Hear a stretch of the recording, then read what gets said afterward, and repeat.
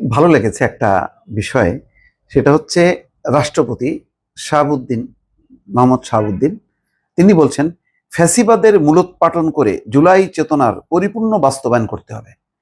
এটা সরকারের মেসেজ, তিনি বলেছেন, সঠিকভাবেই বলেছেন।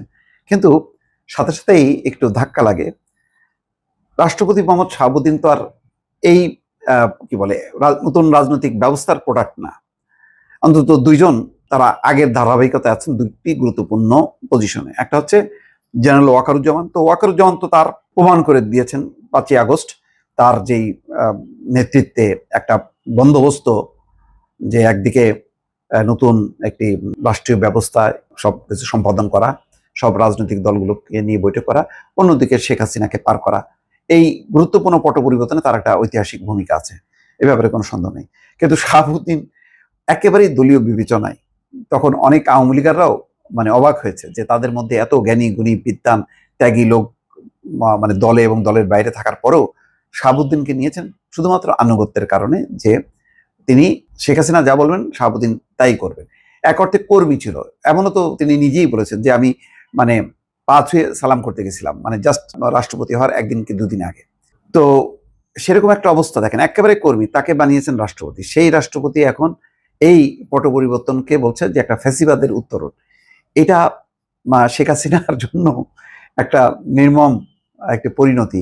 তাকে দেখতে হলো যে তার হাতে গড়া এই রাষ্ট্রপতি বা তার হাতে নিযুক্ত রাষ্ট্রপতি মোহাম্মদ শাহাবুদ্দিন আজকে বলছে যে ফ্যাসিবাদের মূলোৎপাটন করে জুলাই চেতনার পরিপূর্ণ বাস্তবায়ন করতে হবে।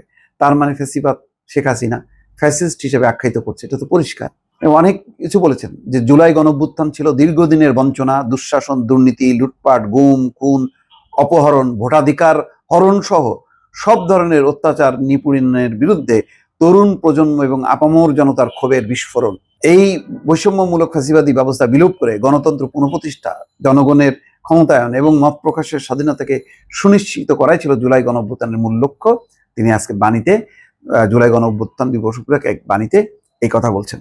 তাহলে আপনি বোঝেন যে আজকে শেখ হাসিনা অবস্থান কোথায় দিয়ে দাঁড়ালো, যে তার নিযুক্ত রাষ্ট্রপতি আজকে এই কথা বলছেন। হ্যাঁ, বলতে পারেন যে ওনার তো আসলে এটা ছাড়া উপায় নেই, যেমন চৌধুরী আব্দুল আল মামুন সম্পর্কে বলছে যে কি করবে বেচারা, প্রাণ বাঁচাতে এটা করছে।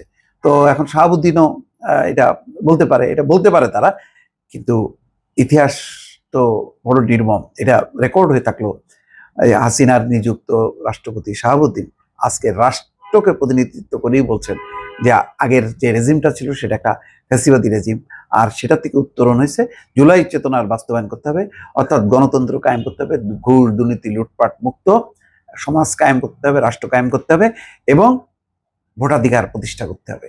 এটাও আজকে শেখ হাসিনাকে দিল্লিতে বসে শুনতে হচ্ছে। দর্শক, এটাই বাস্তবতা। ভালো থাকবেন। আল্লাহ।